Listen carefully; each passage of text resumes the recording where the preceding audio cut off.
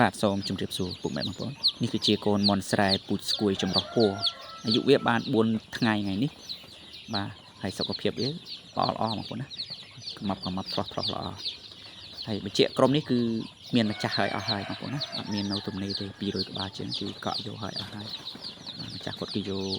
អាយុ1ខែក្រុមហ្នឹងណាគឺអត់ខ្ញុំថែដល់អាយុ1ខែបាទប៉ុន្តែនៅថ្ងៃទី23ខែនេះគឺយើងនឹងមានមកវគ្គទៀតបាទអាហ្នឹងគឺមានខ្ទង់100ក្បាលជាងនោះវគ្គថ្មីអញ្ចឹងពុកម៉ែបងប្អូនអាចកក់យកវគ្គថ្ងៃទី23បានបើសិនជាពុកម៉ែបងប្អូនចង់បានកូនមន់អញ្ចឹងខ្ញុំប្រាប់នៅក្នុងវីដេអូហ្នឹងហើយដោយឡែកសម្រាប់ក្រុមនេះគឺអាយុ21ថ្ងៃ21ថ្ងៃមាន130ក្បាលទាំងអស់200ក្បាលខ្ញុំបញ្ចេញអស់70ហើយនៅសល់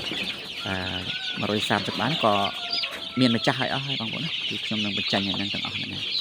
ឡូវគឺខ្ញុំថតថ្ងៃចុងក្រោយឲ្យចាស់គាត់បានមើលផង